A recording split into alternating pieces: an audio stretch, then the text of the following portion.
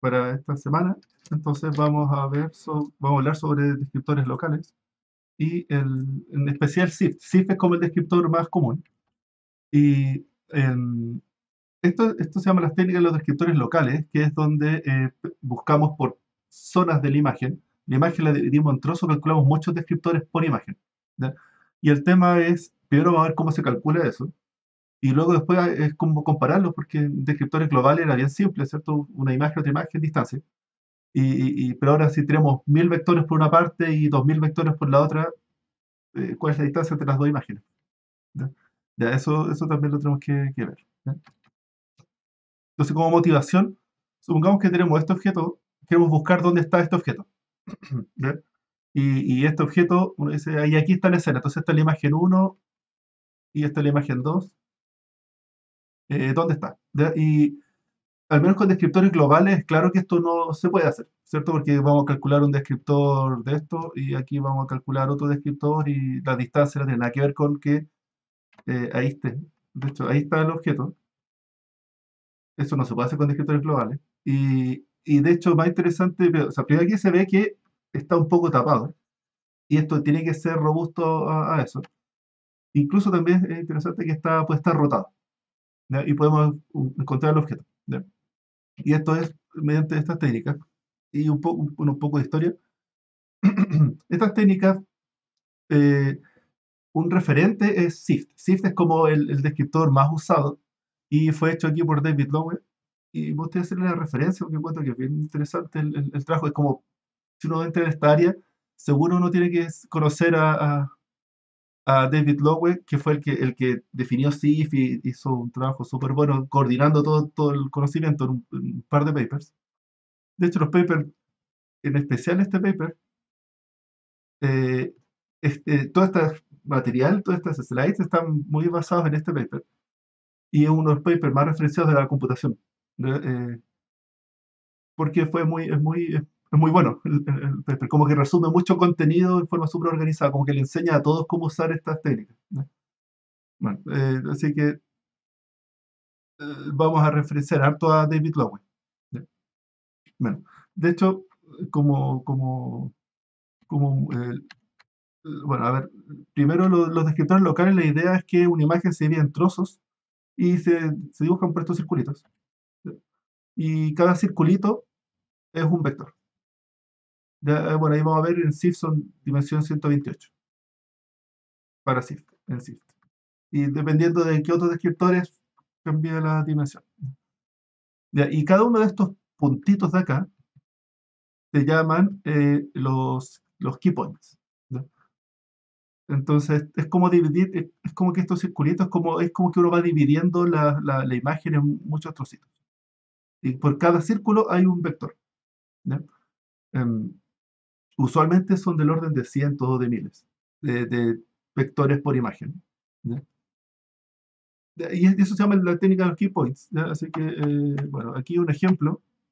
Supongamos que vamos a usar el descriptor o sea, aquí en la página de David Lowe hay un programa de referencia, ¿ya? Que me gustaría usarlo para que vean que no todo es OpenCV y que para mostrar. Entonces aquí vamos a tener 4 imágenes de entrada. ¿Ya? Y se los subí para que lo prueben. Y aquí está. Entonces aquí en el anexo 1, aquí está luego publica este archivo zip, está para Windows y para Linux. ¿Ya? Y lo que vamos a hacer es que aquí tengo los comandos, le hice un readme. El comando convert es para convertir a formato PGM, que es un formato de texto. De las imágenes las convierte. Aquí.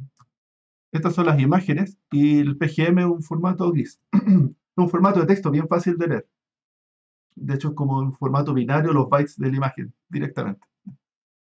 Y ahí él calcula estos comandos que recibe el CIF, recibe la imagen PGM y genera un archivo de key points.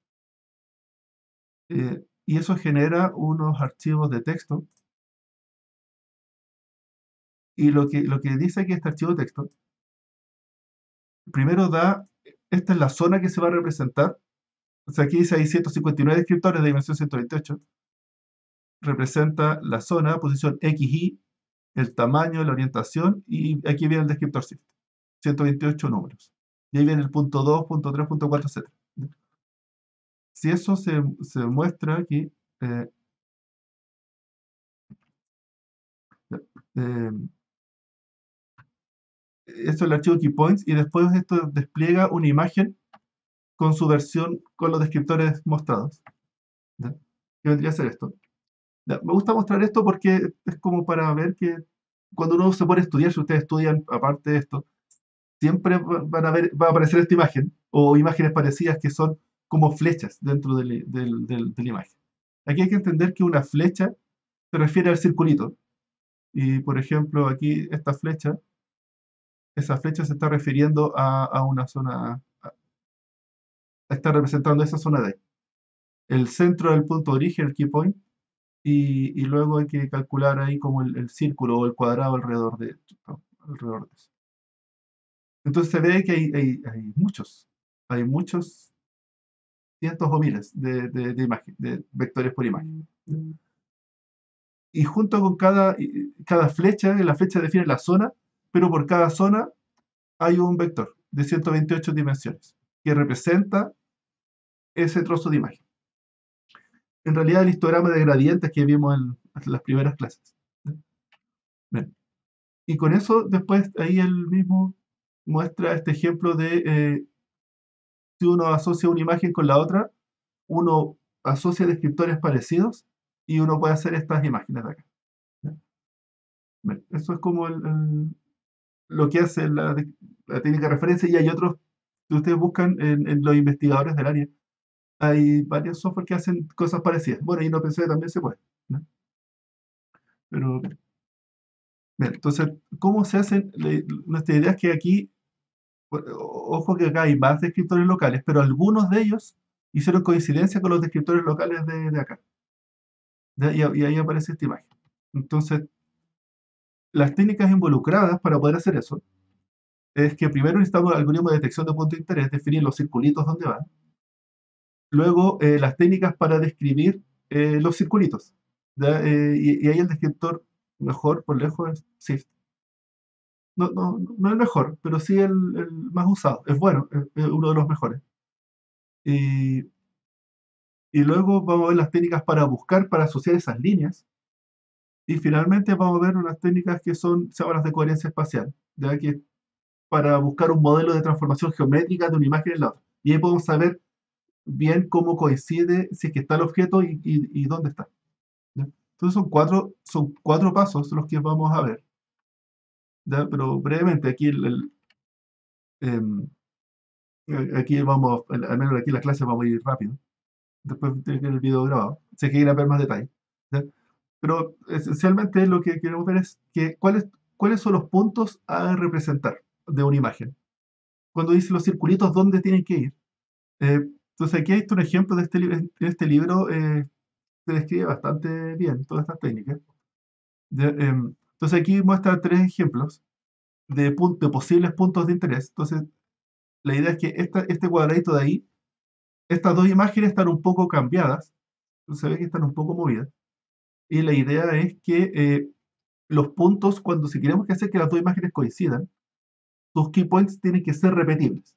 Tienen que aparecer los mismos key points en la otra imagen. Por ejemplo, si vamos a ver aquí el ejemplo de la torre Eiffel, este,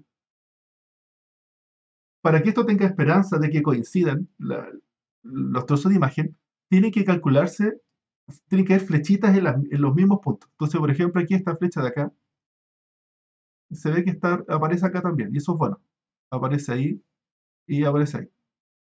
Eso es bueno porque ahí hay esperanza de que probablemente este descriptor con ese descriptor van a ser parecidos, y cuando calculemos distancia entre ellos van a quedar cerca y se van a asociar. ¿Ya? Entonces es clave que vean que la imagen aquí está rotada o aquí está incluso un poco deformada.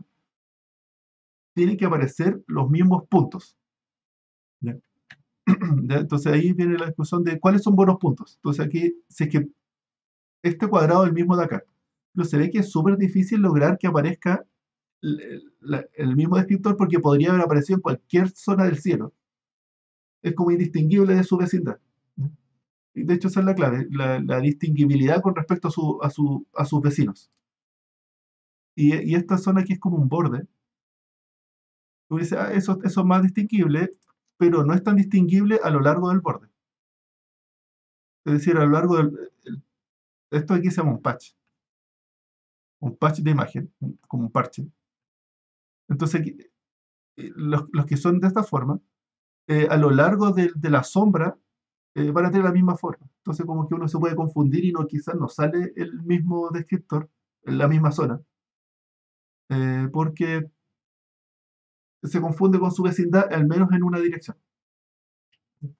Y en cambio, esta zona de ahí, se ve que esto es bastante más distinguible y es más fácil localizar el mismo punto. Y estos son una esquina. Entonces las esquinas es una forma importante de calcular key points. Las esquinas marcan key points porque es fácil de identificarlas, aun cuando la imagen cambie. ¿Se entiende esto?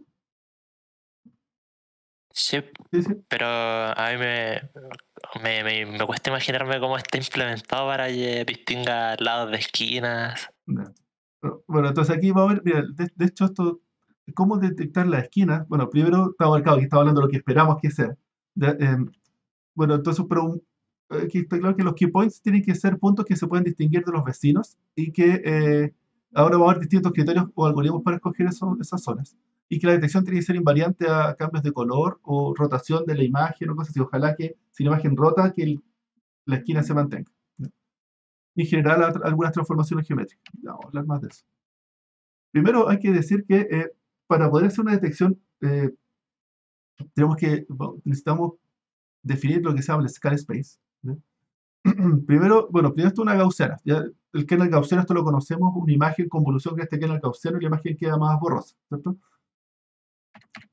Y aquí, por ejemplo, acá conceptualmente un scale space es como un volumen. Y aquí vamos a agregar una tercera coordenada. Tenemos las dos coordenadas x, y del píxel, pero vamos a agregar una tercera coordenada, que es el sigma, que es la gaussiana que se le aplicó a la imagen. ¿Ya? Y luego la posición x, y. Entonces aquí el punto, no sé, 10, 100, 0 sería 10 en el eje X, 100 sería acá. Este es el 10, 100, 0. Pero podemos este mismo punto irlo viendo acá. Y este punto sería el 10, 100, 5. 5 porque es una gaussiana, se le aplicó a la imagen una gaussiana con un sigma, un sigma más grande, es una gaussiana más dispersa y hace la imagen más borrosa. ¿Ok? Y eso se llama el scale space. Em, pero es más interesante ver que podemos, así como la imagen es más borrosa, aquí hay que acordarse de cuando vimos transformada Fourier. Una imagen con un kernel gaussiano, que es la imagen más borrosa, pero esto es lo mismo que la imagen más chica, que la imagen reducida. ¿Cómo es eso? Bueno, la parte transformada Fourier, cuando uno hace un kernel gaussiano, es lo mismo que en el dominio de frecuencia, quedarse con la zona central y borrar los bordes. ¿Ya? Y es como borrar los bordes porque son las altas frecuencias y son los detalles. Y la transformada Fourier, una gaussiana, es como que queda solamente con la zona central de la frecuencia. ¿Ya? Y es como que uno reduce la imagen, pero en el dominio de la frecuencia. Y si eso se devuelve al dominio espacial, al común, es lo mismo que la imagen haberla achicado. Porque la información en el dominio de frecuencia se achicó. ¿Ya? O, o visto de otra forma, si esta imagen la achicamos a cierto tamaño y después si es que la agrandamos y la volvemos a componer al tamaño original, si esta imagen la agrandamos a este tamaño, va a quedar borrosa como esto. ¿Ya? ¿Se entiende eso que una imagen con una gaussiana es lo mismo que una imagen más chica? ¿Me crees? Sí, sí, sí, sí. Sí, La primera explicación me gustó más, esa de que le borra detalles básicamente. claro, ok. Ok, bueno, o dicho de otra forma, si una imagen la chica y después la grande, es como haber aplicado un kernel gaussiano a la imagen. claro. Bueno, entonces, eso al kernel gaussiano, esta coordenada, la coordenada sigma, que vamos a decir, se puede referir entonces a qué tanto achiqué la imagen. ¿Ya? ¿Y por qué queremos hacer esto? Porque ahora vamos a detectar key points. Ahora vamos a detectar key points en cada una de estas imágenes más chicas. Vamos a saber detectar esquinas y puntos de interés a un solo tamaño. Entonces, por ejemplo, aquí tengo esta imagen y aquí detecté esto como key point. En esta imagen, esta zona de aquí es un key point. Ok, y lo marco. Pero ahora voy a, eso en esta zona, aquí aparece este key point. Ahora, en la imagen siguiente, corro de nuevo el algoritmo y aquí van a aparecer otros key points. Y ahora, y en la siguiente imagen, corro de nuevo el algoritmo y aparece otro key point. ¿Ya? Y de hecho, en cada nivel voy detectando key points, pero son key points cada vez más chicos.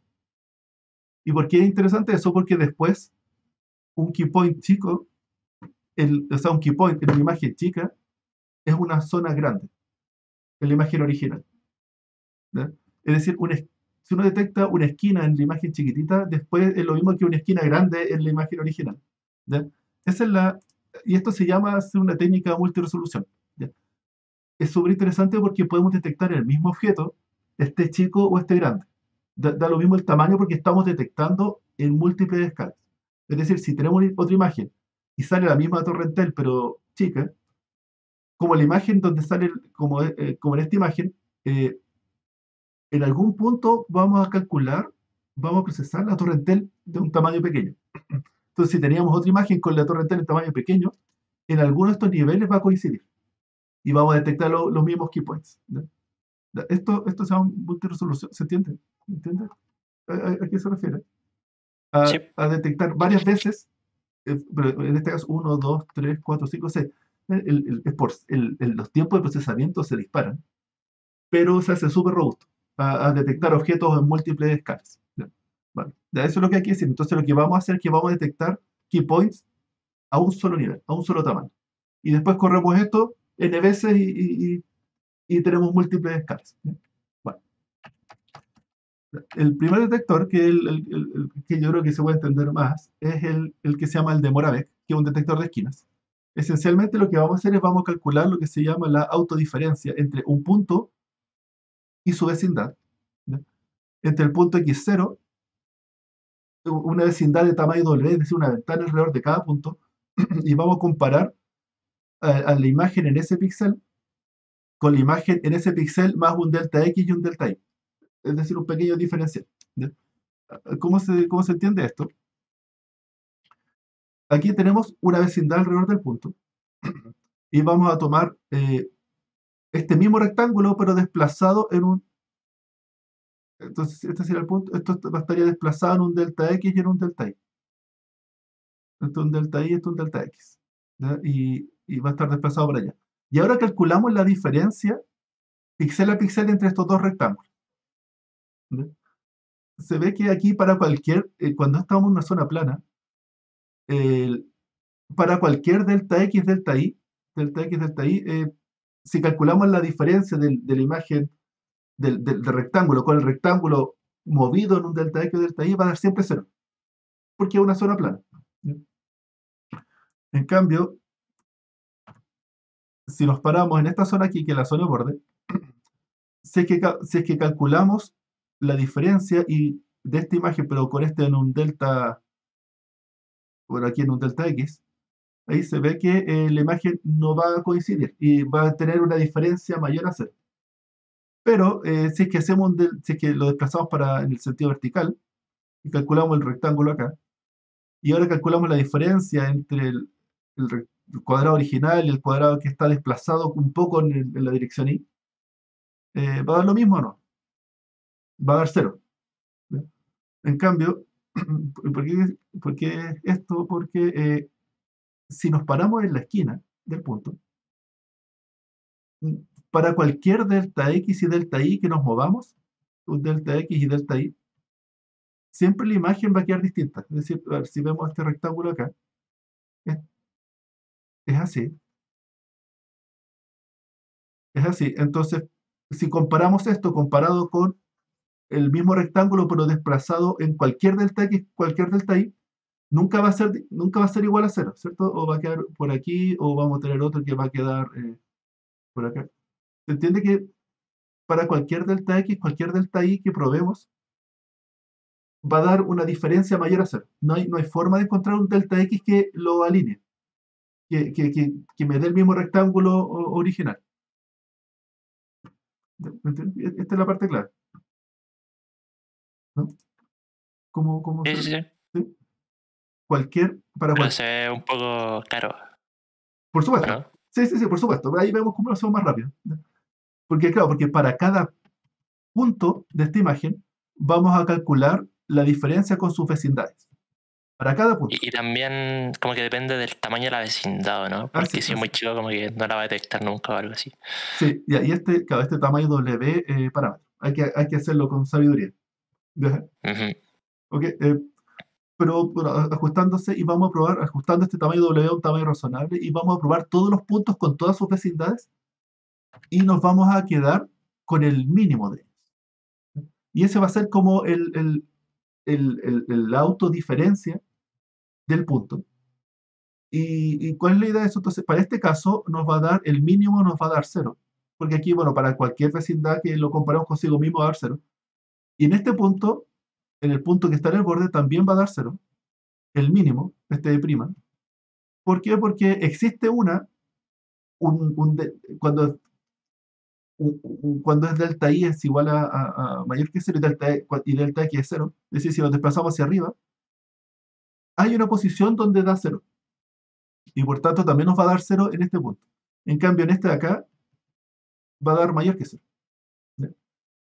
Y lo que vamos a hacer entonces después es buscar todos los puntos donde esta función e' sea un máximo local dentro de su vecindad. ¿Ya? Ok, y la idea ahí es que estos puntos, los puntos que son máximos de esta autodiferencia, son esquinas. Así es como buscamos las esquinas. ¿Ya? Es un método lento, eh, y claro, aquí funciona súper bien porque la imagen es un rectángulo, pero para cualquier figura van a ir apareciendo esquinas y por eso es que hay que hacer un máximo local porque hay distintos lugares que son un poco mejores, un poco peores. Entonces, para lograr llegar a justo esa esquina, hay que ir probando en todos los puntos alrededor y ese va a ser el que tiene máximo autodiferencia. Máxima autodiferencia mínima. ¿Se entendió? Igual, enredado. Pero la idea es Sí, sí, sí. comparar cada uno con sus vecindades. ¿Ya? Y cuando la vecindad, lo mismo criterio que mostraba en la imagen de la montaña, uno compara con su vecindad y si siempre es muy distinto de su vecindad, eso es una esquina, ¿ya? Mediante esta razón. ¿Ya? Ahora, y esto se llama el detector de Moravec, esto no se usa porque en realidad es bien básico, pero se entiende. En lo que sí se usa es lo que se llama el detector de Harris. Y lo que hace es que eso que decía, comparar una imagen y con más delta X más delta Y, eso, bueno, eso es la derivada. ¿Ya? Y entonces calcular la autodiferencia consiste en calcular la derivada en el punto, es decir, esto, la imagen en el x más delta x, que es igual a esto con más la derivada, expansión de primer nivel de Taylor. Y esto y esto se le resta al punto original y nos quedan solamente las derivadas. Y para calcular la diferencia estamos elevando al cuadrado. O sea, es el i en el x más delta x, coma, y más delta y eso lo restamos con el punto original, y esto lo calculamos al cuadrado para sumar las diferencias. Y, y bueno, y ahí va a aparecer esto que queda al cuadrado, multiplicado por el peso. Y el peso, ahora esto de aquí va a ser una función gaussiana, cosa de que sea algo centrado en cada punto. Bueno, y aquí aparece este término, que aquí lo voy a escribir como i sub x derivada más el i sub i al cuadrado. Y esto después se desarrolla, ¿cierto? Aquí aparece la primera derivada al cuadrado, y aquí va a aparecer el xy, y aquí va a aparecer el ix, y por x, y aquí va a aparecer el y al cuadrado. El xy, perdón, aparece 2 multiplicado dos veces, y esto se junta, ¿cierto? 2 veces multiplicado el x por el y. Em, ok, y entonces vamos a trabajar un poco esto, y aquí vamos a llegar a una matriz con las primeras derivadas. Esta es la misma idea que le estaba haciendo recién, pero ahora ordenada en forma matriz, la primera derivada al cuadrado, la multiplicación de las derivadas en el eje x en el eje y. Y esto se llama la matriz de autocorrelación, y vamos a investigar cuándo esto mejora, cuándo es alto, y para hacer esto se le calculan valores vectores propios a esta matriz, y se busca cuando ambos valores propios sean altos. Yo creo que esto se cree, si es que se acuerdan cuando hablamos de PCA, ahí hablamos de esto. Ya, ¿Y cómo se entiende esto? Cuando un punto es plano, y estos son los valores gris alrededor del punto. Este ejemplo sacado de este libro. Eh, si la imagen es mayor, este es el patch. Si la imagen es mayormente plana, sus valores y vectores propios, sus valores y vectores propios van a ser pequeños en cualquier dirección. Cuando estamos en una esquina, vamos a tener una alta diferencia, vamos a tener un valor propio alto y un valor propio bajo. Porque hay una alta diferencia en una dirección y una baja diferencia en la otra dirección. Entonces aquí vamos a tener un lambda 1 bien grande y un lambda 2 pequeño, porque en la dirección del borde no hay muchos cambios. En cambio, en una zona que es un punto y ahí tiene una alta variación, aquí los dos puntos son grandes porque varía mucho las dos direcciones. ¿Ya? Y este es el criterio. Ahora, valores y vectores propios de la matriz de la autocorrelación. ¿Ya? De ahí esto es lo que hizo Harris y Stephen. Y finalmente analizan esa matriz y dice, en vez de calcular los dos valores propios, vamos a calcular su multiplicación y su suma, y calcula unos indicadores rápidos, porque esto hay que hacerlo por cada píxel. Y, y luego de un trabajo matemático, que en realidad aquí son un montón de fórmulas y yendo al resultado, lo que logra es que eh, para cada píxel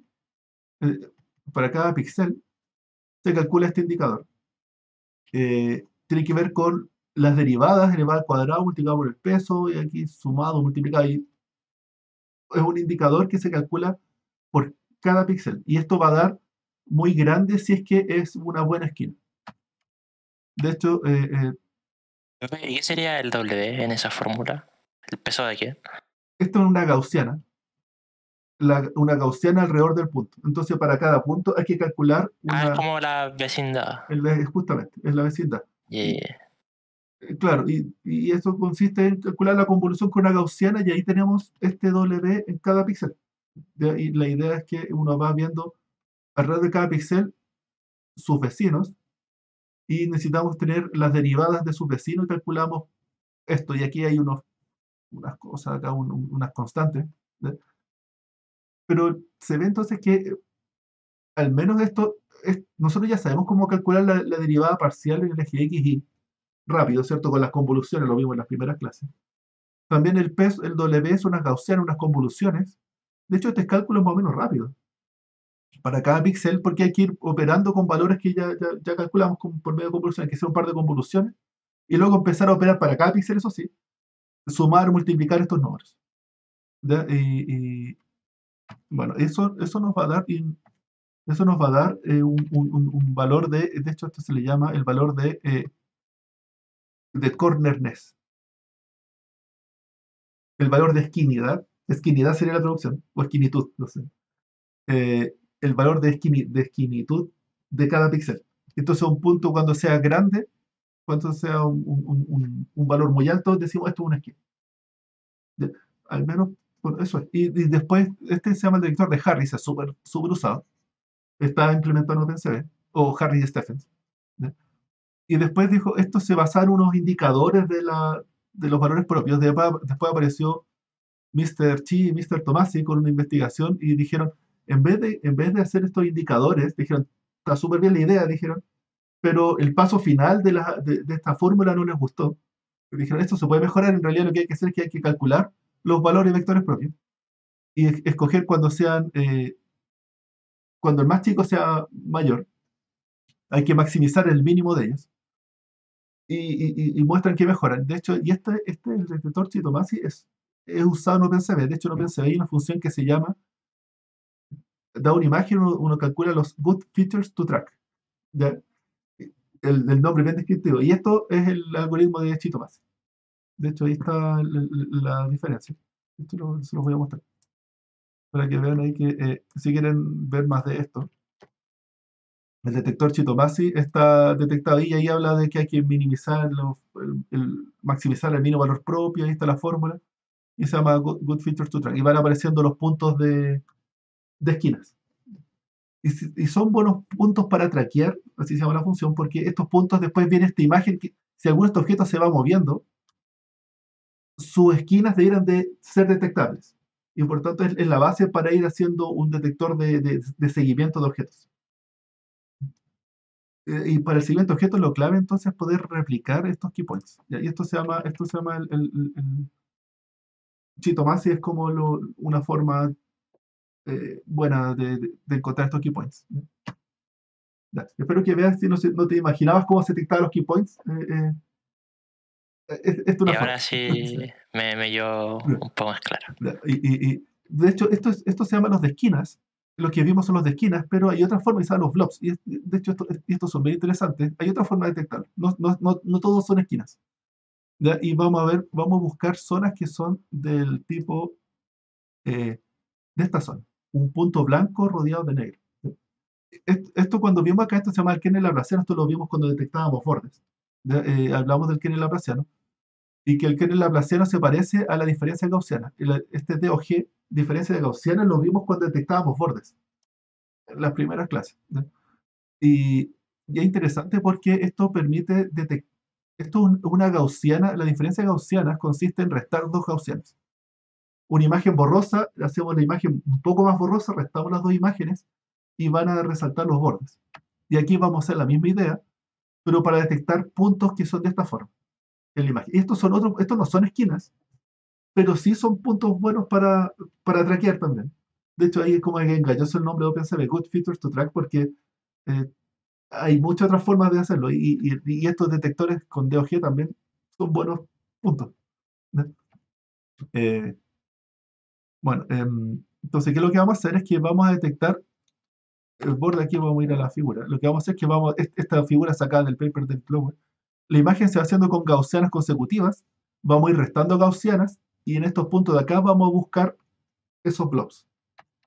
Aquí hay una imagen, esta. A una imagen la vamos haciendo cada vez más borrosa. Y con esta imagen, estas dos se restan y va a dar esta imagen de acá. Esta es una imagen de borde. Esa con esa se restan y obtenemos otra imagen de borde. Y esa con esta se restan y obtenemos otra imagen de borde. Y ahora vamos a mirar puntos entre estas tres imágenes de acá, estas tres imágenes de borde.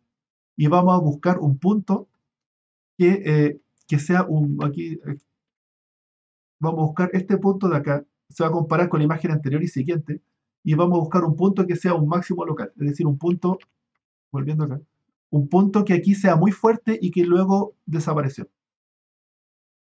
Y si detectamos los puntos que son muy fuertes en todas partes, no son los bordes, nosotros nos interesan los bordes, nos interesan los puntos que aparecieron y después desaparecieron. Por ejemplo, lo que va a pasar aquí son los puntitos de los ojos. ¿Ya? Los puntitos de los ojos, esos van a aparecer de borde y después van a desaparecer. ¿Ya? En general son puntos. Y como esto lo hacemos multiescala, vamos a ir detectando distintos puntos. De hecho, aquí en esta zona más chica, quizás la corbata va a ser eso. Y aquí va a ser como una zona más grande. Pero aquí van a ir apareciendo todas las blobs, se llaman puntos blancos rodeados de negro, negros rodeados de blanco. Y eso es la otra forma de detectar key points. De hecho, y este detector de key points funciona súper bien. Se llama DOG, pero está presentado por Mr. David Lowe y a veces se le llama el descriptor SIFT, el detector de key points SIFT, que es el detector de key points. Aquí los candidatos salen, esto es para detectar puntos candidatos. ¿Ya? Y la idea aquí es que Bueno, ahora vamos al descriptor SIFT. Ahora ya sabemos dos formas de detectar key points. Eh, Ahora, ¿cómo calculamos el descriptor? El descriptor lo vamos a calcular hasta el momento. El detector de key points nos dice el punto y el tamaño de la zona. El tamaño de la zona tiene que ver, a veces esto de aquí se le llama sigma, al tamaño de acá se le llama sigma, porque se le llama sigma porque es el sigma de la imagen sobre la que uno trabajó, y el sigma tiene que ver con la imagen achicada, pero cuando detecto key points ahí, se devuelve, la imagen original son zonas más grandes. ¿Ya? Bueno, por eso se le llama, sigma se le llama al tamaño del key point detectado. ¿Ya? Entonces, sobre ese key point vamos a detectar, vamos a calcular el descriptor, vamos a describir este patch. De, de hecho, aquí lo que hay que decir primero es que vean cómo, si decimos, este es el patch, y voy a calcular un descriptor de esta imagen, eh, la misma imagen, si la reflejamos, el key point va a aparecer igual porque dentro del círculo el contenido es el mismo, pero el contenido internamente es distinto. Entonces podría aparecer el mismo key point, pero estamos representando cosas distintas y eso está mal porque en realidad es el mismo contenido, solo que está rotado. Entonces, ¿qué es lo que dice? Antes de calcular un descriptor, lo que tenemos que hacer es orientar el descriptor. Y la idea es que aquí vamos a buscar una orientación dominante y vamos a decir para allá. Cosa que en esta aquí busquemos dentro del contenido y digamos, para este contenido la orientación dominante es para acá. Y luego vamos a calcular el patch orientado según esto. ¿Ya? Y ahora sí vamos a calcular un descriptor. Y se ve que ahora esta orientación nos permite ser robusto a rotaciones del objeto. ¿Ya? Ahí se ve cómo calcular este ángulo. Y la idea, porque aquí el ángulo es este. ¿Cómo calcular ese ángulo? Es que aquí volver, es súper simple, es volver a lo que vimos al principio. Para cada punto tenemos la magnitud del gradiente y la orientación, ¿se acuerdan de esto? Decimos la magnitud del gradiente, que era la derivada, esto sacado del paper de David Lowe, pero lo mismo que vimos al principio. Lo vimos con esta misma fórmula, de hecho. Recuerden la derivada en el eje X más el eje Y raíz cuadrada, o sea, cuadrado raíz cuadrada. Y el ángulo era el arco tangente de la derivada en el eje Y partido de la derivada en el eje X. Y eso nos da el ángulo. Y lo que vamos a hacer es que vamos a calcular el ángulo dominante en todos los píxeles de la zona. Entonces aquí vamos a volver y vamos a ir calculando el ángulo en los píxeles de bordes de acá y nos vamos a quedar con la zona dominante, con el ángulo, claro, con el ángulo dominante. Y el mismo David Lowe dice, hay veces en que no hay uno, sino que hay dos que se resaltan. Y ahí dice, si es que, voy a borrar acá. Si es que el dominante era este, pero había otro que se parecía bastante y que era, no sé, este de acá, por decir otro. Y estos dos eran muy altos, entonces diga, acá aparecen dos key points, entonces. Nos vamos a quedar con los dos dominantes, entonces. Si es que los dos son altos. Y bueno, y esa es la razón de por qué es común, voy a volver aquí al inicio, al ejemplo de David Lowe. Aquí. Es común que aparezcan puntos con dos flechas y el mismo origen. Por ejemplo, ahí aparece, o aquí. La idea de eso es que es el mismo key point, pero en su orientación no estaba seguro cuál era la orientación dominante. Entonces genera dos key points con orientaciones distintas para calcular dos descriptores del mismo key point. ¿Ya? Bueno, eso es lo que hizo la. Y ahora vamos a apurar. Y ahora que ya tenemos normalizado el por zona, lo que vamos a hacer es que ahí está la orientación dominante y aquí vamos a calcular un histograma de gradientes. El mismo histograma de gradientes que vimos como descriptor global, el HOG, conocido como HOG, pero ahora de la zona solamente. ¿Ya? Y eso es lo que está dibujando acá. De hecho, aquí se ve que aquí calcula el gradiente por zona y esto es un histograma. ¿Ya? Esto es un histograma, así es como lo dibuja David Lowe. El histograma, en realidad esto de aquí es lo mismo que eso. ¿Ya? Y la idea aquí es que calcula un histograma por zona. De hecho, aquí en la figura es 2 por 2, pero en realidad en la práctica el descriptor CIF es 4 por 4. Es, es, un, es es una zona aquí, para cada uno vamos a calcular un histograma de dimensión 8. Entonces tenemos 4 por 4 histogramas por 8 de orientaciones de gradiente. 4 por 4 por 8. ¿Ya? Y entonces 4 por 4 por 8, eso nos da 128. Ese es el descriptor. ¿Ya? Y eso es lo que va a salir acá. ¿Ya? Y voy a apurar un poco. Bueno, de aquí es el descriptor y como dato final dice, root SIF dice, al mismo descriptor SIF calcúlele raíz cuadrada y va a mejorar el descriptor. ¿Ya? Es una técnica que dice, cuando tengo un descriptor, el descriptor tiene que ser normalizado, norma 1. Y dice, si tengo, digamos, estas son las zonas del descriptor SIF. Si calculo raíz cuadrada de esto y vuelvo a normalizar, las zonas que eran muy altas, en realidad reduce un poco las diferencias entre los altos y los bajos, quedan un poco más igualitarios todos. Las diferencias no quedan tan marcadas, y eso, así que calculamos raíz cuadrada de esto, de cada zona, y renormalizamos. El histograma queda muy parecido, pero los que son muy altos no quedan tan altos, ¿no? Y de hecho, eso es buena idea, y tiene que ver un poco con lo que hablamos cuando hablamos de alta dimensionalidad y la distancia L05 y esas cosas. Es la misma idea. Em, entonces, dice, el root SIF dice, en realidad bien simple, dice, calcula la raíz cuadrada de cada coeficiente. Ya, ahora quiero ir al ejemplo más práctico. Ya, aquí tengo una imagen, a ver si funciona esto. Aquí está. Ya.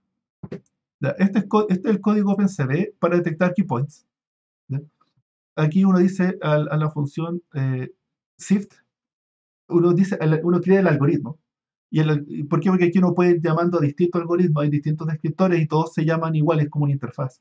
Entonces uno tiene que llamar al constructor del algoritmo que uno quiere. Entonces aquí vamos a llamar al de SIFT y vamos a crear un objeto que se llame SIFT. Y luego ese algoritmo tiene la función detect y le pasa una imagen en gris y entrega key points. ¿Ya? Y eso es lo que estamos mostrando acá. Y para dibujarlo está la función drawKeyPoints, que es una imagen típica que genera OpenCV. Aquí está la matriz, aquí para esta imagen detectó 2080 keypoints, según el algoritmo DOG. ¿Ya? Y aquí estoy imprimiendo el XY, el ángulo, y el response es como qué tan, qué tan esquina es, o no, qué tan keypoint es. Y de hecho el algoritmo detect lo que retorna es esta lista de keypoints larga. Y si estos keypoints los dibujamos, aparece esto. Se ve esto es bien común que aparezcan estos circulitos de colores, y esto es porque si uno no los dibuja con colores al azar, si fueran todos del mismo color, se ve como una gran mancha. En cambio, aquí uno puede lograr distinguir un poco los keypoints, por eso los colores son al azar. Y si uno lo muestra de nuevo, aparecen otros colores. Bueno, no se nota, pero este es azul. Y si lo mostramos de nuevo, ahora ese círculo de ahí ahora es de otro color. Al azar va poniéndole colores. Bien. Ya, y ahora aquí lo que estamos dibujando, solamente mostrando los keypoints. Detect y keypoints. ¿Ya? Y aquí lo que vamos a hacer es que una forma es que los vamos a ordenar por response y nos vamos a quedar con los keypoints de mayor response. ¿Ya? Eso es una forma de tratar de filtrar un poco keypoints. Decimos 2000 es mucho y queremos menos, entonces aquí están los 200 de mayor response. Es una forma, pero la verdad es que aquí dato, porque de lo que me he fijado algunos que cuando trabajan con estas cosas y quieren menos key points, la verdad es que eso del response depende harto del algoritmo y a veces no es muy seguro. Lo que funciona mucho mejor es, para controlar el número de key points, es reducir el tamaño de la imagen. ¿Ya? Y lo que vamos a hacer aquí es que esta es la imagen original, y si es que reduzco la imagen a un tercio, van a ir saliendo menos key points. Lo que hago es que la imagen se reduce, se le hace resize, detecto key points en la imagen reducida, y luego los key points los escalo de vuelta al tamaño original. Y van a aparecer, incluso aparecen los mismos a un cuarto, y van apareciendo cada vez menos key points. Y no hay que ajustar ningún parámetro de response ni nada, sino que solamente es reducir de tamaño la imagen original. Y van a salir menos. Eso es como dato. Y finalmente, para cada imagen, vamos a calcular aquí el método compute. Ahora voy a agrandar un poco más. El método compute lo que hace es que recibe la imagen, necesita el contenido de la imagen y necesita los key points, ¿no? Entonces vamos a tener los key points y ahí. Vamos a tener los key points y entonces esto recibe imagen, key points que es decir las zonas como ya los que X, Y, tamaño, orientación y ángulo, cada tamaño y ángulo.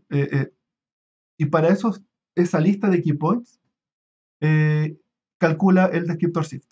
Y el descriptor shift es entonces aquí si le pasamos 200 key points, esto entrega un array de descriptores. 200 por 200 para abajo, 128 para el lado, con el descriptor. De- de- y ahí tienen los 200 descriptores de la imagen. Y ahora hay que ver cómo compararlos con las otras imágenes. ¿Ya? Bueno, aquí está el dato de cómo usar root shift, calcular la raíz cuadrada. Pero es un detalle en realidad, es esencialmente lo mismo. Ahí se normalizan y aquí ahora aparecen, pero ahora están normalizados con raíz cuadrada. O sea, raíz cuadrada y renormalizado. ¿Ya? Eso es lo que sale ahí. Em, entonces, y ahora viene cómo los comparamos. Ya les mostré cómo se calculan los descriptores. Entonces aquí, bueno, aquí están detectados los key points. Esta imagen tiene, eh, acá hay 262 key points, acá hay casi 2000 key points. ¿Cómo comparamos una imagen con la otra? ¿Eh? Entonces uno dice, ok, calculemos el vecino más cercano. Para cada descriptor para cada descriptor de acá, vamos a calcular el vecino más cercano en el otro. ¿Ya? ¿Y qué obtenemos con eso? Eso es lo que dice ahí. Obtenemos esto. ¿Ya? ¿Cómo? Aquí hay 262 líneas. Cada descriptor de acá está asociado con su más cercano. ¿Cómo? Pregunta aquí, ¿cómo? ¿Por alguna idea cómo podríamos mejorar esto? Acá hay dos. Eh, a ver si me ocurre cómo aprovechar la información de, no sé, en la imagen original. ¿Ya? eh, Ahí falta extraer información de cuáles están dentro. Por ejemplo, uno que está en la punta de la torre. ¿Sí? No solo tiene GMatchRS, sino que también tiene que tener los mismos vecinos que tiene la imagen original, los debe Ah, tener en la otra. ya, Algo ok. así, ¿no? Ya, buena idea, buena idea. De hecho, súper buena idea, pero eso lo vamos a llamar como una fase 2, ¿no? Tú estás Ah, hablando ya, como del grupo, claro. del grupo. Ya. Match del grupo lo vamos a hacer, de hecho, eso lo hago en la próxima clase. Ahora lo que quiero hablar es cómo podemos hacer match, pero de uno. Si miramos una línea, podemos saber si es que es buena o mala. Se ocurre una forma de saber esta coincidencia con esta. ¿Será buena o mala? ¿Cómo se ven las que son malas? ¿Ya? Entonces uno, Mm, como una no, no se coincidencia. me ocurre ahora de una. Entonces lo que esencialmente, lo que vamos a hacer es que aquí vamos a comprar todos contra todos. Eh, aquí. Y aquí vamos a buscar la imagen. Aquí esto es lo mismo. Una imagen con la otra y aquí estamos asociando todos contra todos. ¿Ya? Y la clave, acá hay dos criterios. Uno puede pensar que primero consiste de hecho aquí está mostrando la posición de la coordenada de la imagen de la izquierda, la posición que le hizo de la coincidencia de la imagen de la derecha, el 5,9, o sea, el 5 y el 135, que es este de acá, debería ser, coincide con el 365 y 209, de por acá. Y tiene una distancia de 199. ¿Ya? Y ven aquí está mostrando los pares XY de la imagen de la izquierda y de la imagen de la derecha y la distancia entre sus descriptores existe. ¿Ya? Entonces, la primera idea, no sé si lo ves, ¿cuál sería aquí la primera idea para poder describir una buena coincidencia. Eh, que los puntos deben estar como separados por una distancia similar. Ya, ok. Claro, es mirar la distancia, uno diría que en realidad distancia cercana es porque la imagen es muy parecida. O sea, es porque el patch es muy parecido, porque están describiendo lo mismo. Es calcular un umbral sobre esta distancia. Y los que tengan una distancia muy grande, los borramos. ¿Ya? Entonces, lo que vamos a hacer aquí es que los vamos a ordenar por distancia. Eso es lo que está haciendo acá. Los vamos a ordenar por distancia, vamos a mostrar los 50 primeros. Y eso apareció acá. Bueno, estos son la 1 y la 3. Para que sea con el mismo ejemplo. La 1 y la 3. Ahí están mostrando los 50 key points de menor distancia. Si mostramos en vez de 50 los 30, estos son los 30 de menor distancia. ¿Pero entonces están coincidiendo bien? Sí. Entonces, de esa matriz de 260 matches, cada uno con su distancia, si los ordenamos por distancia y nos quedamos con las menores distancias, ahí está coincidiendo bien. ¿Ya? Es un criterio, pero perdón, esto es un criterio muy simple. La verdad es que no funciona. Esa es la primera idea. Y no funciona tan bien cuando tenemos algo que un poco más, que las coincidencias no están buenas. Aquí funciona súper bien porque la imagen de consulta es muy parecida a la imagen de la izquierda, es muy parecida a la imagen de la derecha. Entonces, en realidad, los patches son muy parecidos, ¿cierto? Sí, es muy parecido. ¿Ya? Entonces, si vamos con una imagen un poco más difícil, aquí tengo preparada otra imagen. Acá es un jugo a la izquierda, y aquí a la derecha hay, de hecho, esto lo saqué cerca de la escuela, esta foto. Oye, compré un jugo, o sea, le saqué una foto, compré el jugo y después es el mismo jugo, de hecho es ese jugo. Y lo traté de orientar de la misma forma, pero se ve que no es tan fácil como la Torre Entel, porque el ejemplo anterior, porque la Torre Entel era casi era como el mismo trozo de imagen, eh, pero la Torre Entel aislada. En cambio aquí tienen como un cambio de perspectiva y de luz. ¿Ya? Y de hecho está súper, no se parece en nada. Y si aquí calculamos un umbral en las distancias, esto no va a funcionar. ¿Ya? A ver, de hecho, esto se lo puedo mostrar jugo 1, jugo 2, y hagamos el mismo ejemplo que estábamos haciendo acá, ahora con jugo. Jugo 1 y jugo 2. Vamos a calcular los 100 más parecidos. Hay algunos buenos, pero muchos malos. Y si voy a calcular un umbral de la distancia, voy a mostrar los 50 mejores solamente. Los 50 de menor distancia. Filtra, ya, pero no es tanto. Después, ¿qué tal si ponemos los 30 primeros? Quedan unos buenos, pero parece harto ruido también. Ok, entonces veamos con menos, entonces. En vez de los 30, digamos los primeros 15. Van quedando esos. Y hay mucho ruido todavía. Ya, los primeros 10. Y los primeros 5. Y sigue apareciendo ruido. ¿Ya? Eh, Entonces, ¿y por qué? Porque esa zona es muy parecida a esa, el patch. Ok, ya, los, los tres primeros. Los tres primeros, los dos son más, entonces, chuta, en realidad no funciona esto de la distancia umbral. Entonces, aquí hay que pensar, ¿cuál es el mejor criterio? Entonces, la idea dice, de David Lowe, dice, el mejor criterio no es el más cercano, sino que el que es más discriminativo. Y para hacer eso es la distancia al más cercano comparado con su segundo más cercano. A ver, ¿a quién se refiere con esto? Aquí este punto está asociado con ese porque es el vector que tiene menor distancia del descriptor en su descriptor shift. Pero usualmente cuando no es una buena coincidencia, si hubiésemos comparado cuál fue el que quedó en segundo lugar, probablemente era otra zona de acá, porque esto es como un ruido, ¿cierto? Una zona blanca, negra. Probablemente va a haber otra zona de acá o acá que también habría coincidido igual de bien, porque se parece mucho. Y el problema es porque el origen, la query, era poco discriminativa. ¿Ya? Entonces, eso va a coincidir con más de uno, usualmente coincide con varios. Entonces, así como coincidía muy bien con esta zona, podría haber coincidido muy bien con otra. Entonces, si uno ve el segundo vecino más cercano, la distancia del segundo vecino más cercano es casi la misma que la distancia del primer vecino más cercano. ¿Ya? En cambio, en este caso acá, que coincidió esa zona de Watts, era muy parecida. De hecho, no hay otra zona que sea igual. Era cercano, pero por lejos. No hay una segunda opción que sea tan buena. Entonces, el criterio dice, vamos a calcular la distancia, bueno, acá.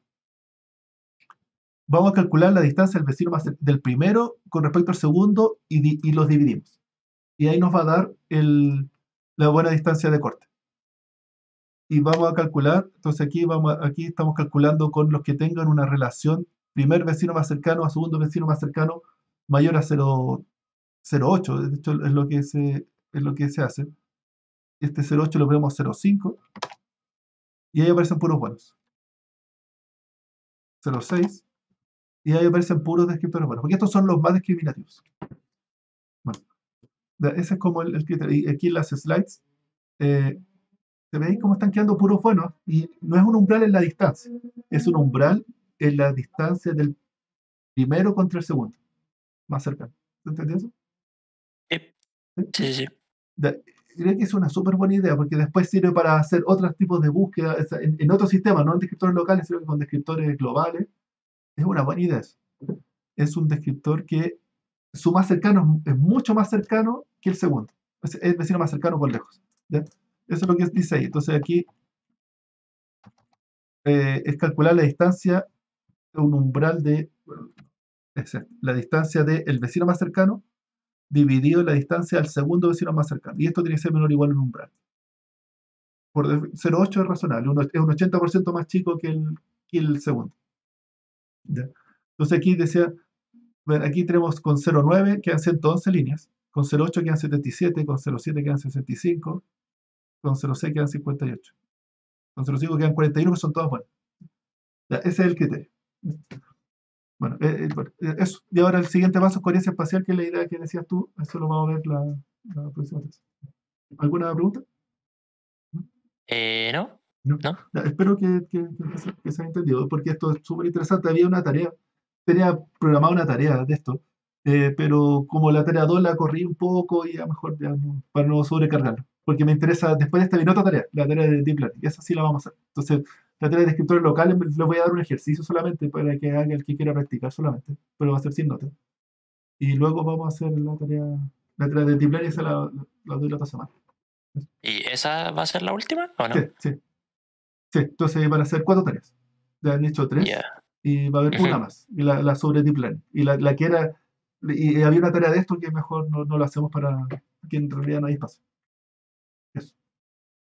Bueno, si no hay duda, entonces, el viernes vemos cómo termina esto de aquí, de cómo buscar coincidencias con coherencia espacial. Eso. Oye, Listo.